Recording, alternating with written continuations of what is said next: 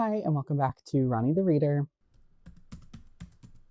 I have a coffee here, and I am ready to go over the books that I read for the month of April and May.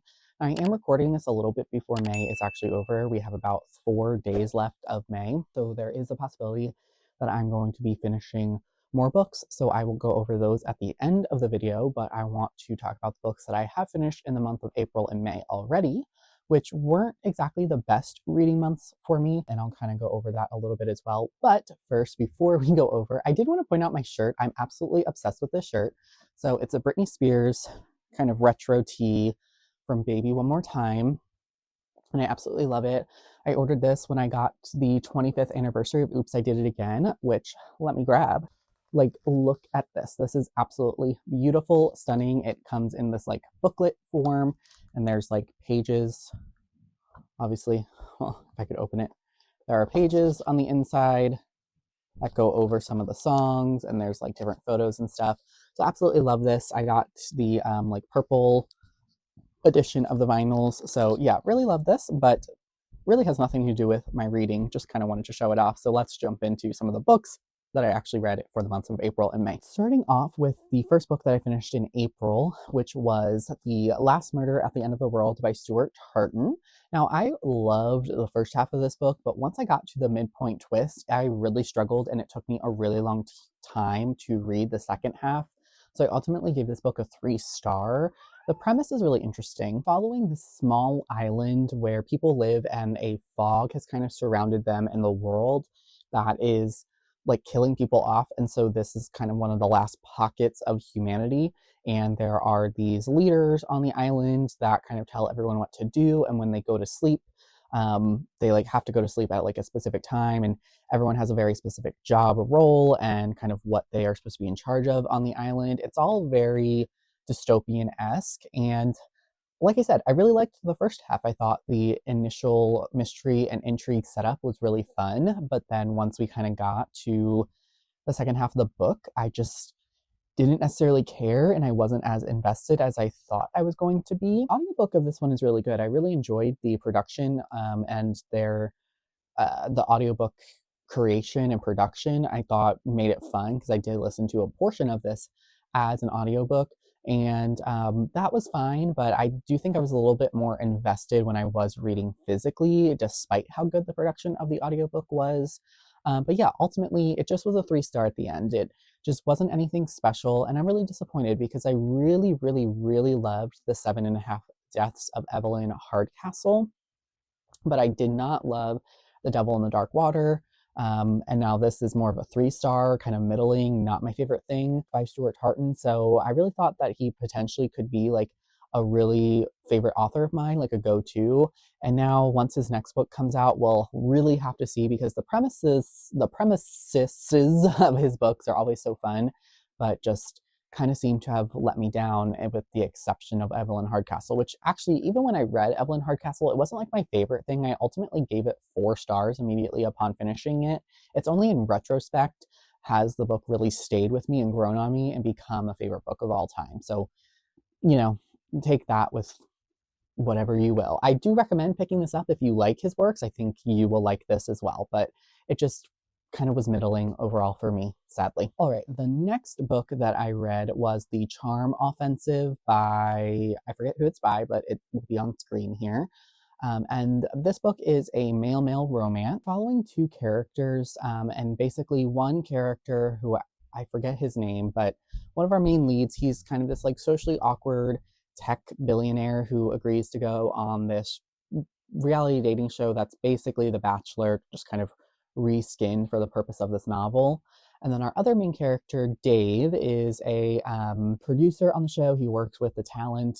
Typically, he's like working as a handler. This book was also just a 3-star. It just didn't, I don't know, stick with me. I can't even really remember like too many of the details. I finished it at the end of April because I was in a bit of a reading slump, which once again, I will get into a little bit about some of the causations of that.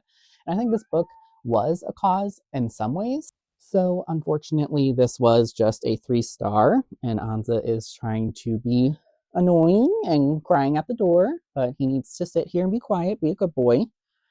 But yeah, so this book just it just didn't work for me. I think it's a cute story overall, but there was just some aspects. I think the kind of falling in love aspect of it was felt a little forced in my opinion, and just wasn't something that I like enjoyed necessarily following the journey of. I thought our main characters kind of seemed just a little too um, reliant on each other in some sort of ways that I just feel like you need to be in a different place if you're entering a new relationship. And then the third act conflict and resolution really bothered me. I just wasn't a fan of it. So ultimately, just kind of unrealistic.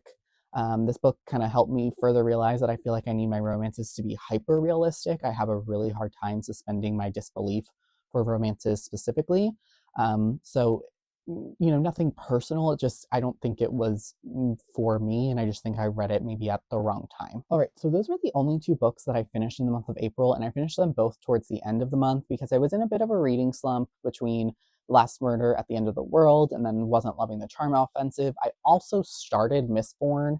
I did ultimately finish this now in the month of May, and this was a big contributing factor to, I think, a bit of a slump as well, in addition to me coming off of a big book hangover for The Sunrise of the Reaping as well. But like I said, I did ultimately finish Mistborn, and it was a 4-star, so I did like it, but kind of getting through this, it is very heavy. It's a long, dense novel. There's a lot of world building, but I did like the story of Mistborn. This is an epic high fantasy. I think a lot of people are familiar with what Mistborn is and have probably read it in the past. I know I'm getting late to the game here, late to this party about Mistborn, but you're following a story of a group of thieves who kind of are planning this like large rebellion against a dictator called the Lord Ruler and their world, and they kind of all have these metal powers. Basically, they like swallow or ingest these particular metals and it gives them specific powers.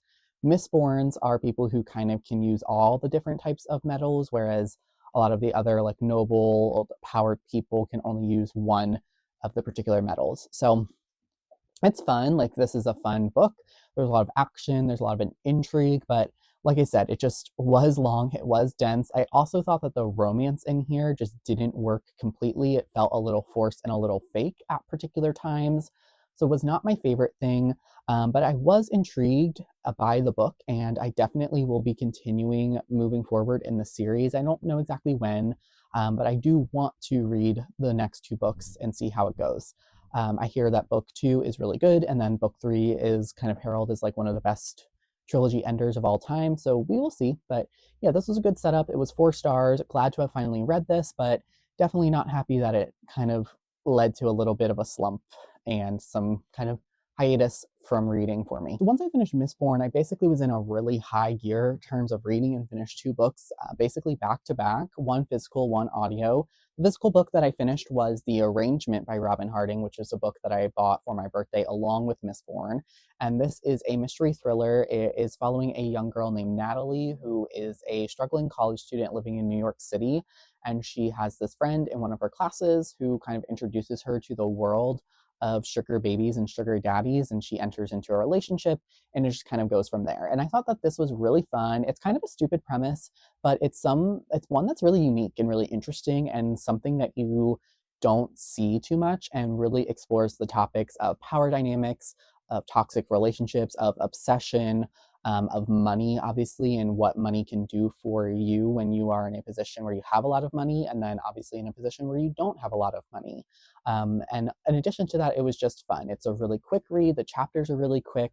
Natalie as a character is really fun to be in.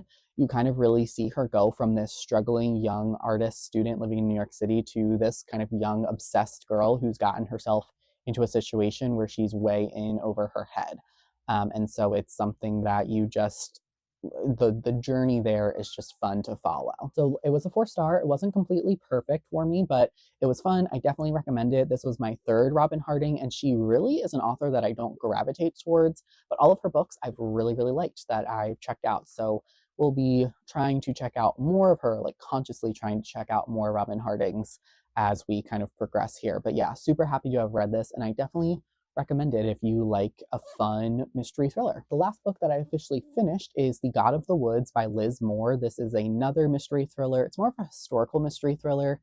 The primary story is set in 1975 when you are following the disappearance of a girl named Barbara who disappears from her family's camp.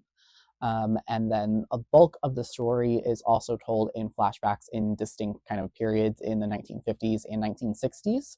And so the story itself is kind of an amalgamation of things that I love, of interweaving kind of storylines from different time periods that are set multiple years apart, as well as just a strong mystery of what happened to Barbara, where did she go, and who is responsible for whatever happened to her. And then you also have really strong characters. You're following multiple characters, there's multiple POVs. I would say that you have one kind of distinctive main character in this book, but you're never bored because even though you do have like a main character who is pushing the plot forward, all of the different points of views that you jump in are fun, engaging, provide a different perspective on the story. And ultimately, this was a 5 out of 5 star. This did win the Goodreads choice for mystery thriller last year, and I can see why. It was just really good. I don't have too much more to say other than I just really was invested. I did listen to it as an audiobook and loved the audiobook production, loved the narrator, thought it was so well put together. So I was in a bit of a reading slump, obviously, like I said, and so I did start some things. I'm currently in the middle of On a Quiet Street, going well so far. I'm only on chapter 3, so I'm only like 25, 30 pages in, but I am enjoying it so far. The prologue is really visceral of this novel, so kind of be prepared going into this that the writing can be intense at certain points, which I'm enjoying. But I also am listening to a Sherry LaPina audiobook, as well as reading an ebook of Fall for Him by Andy Burke, which I have been reading since April. Not made too much forward progress, may end up just DNFing both of them. I don't know. The Sherry LaPina one I'm enjoying, but I'm just not gravitating towards listening and picking up the audiobook. So I don't know, but that is everything for this video. That's all for my April/May wrap up. So thank you so much for watching, and please let me know what you read these last 2 months down below. But until then, or I will have a new video this soon. So until then, thank you so much for watching, and I will talk to you soon. Bye.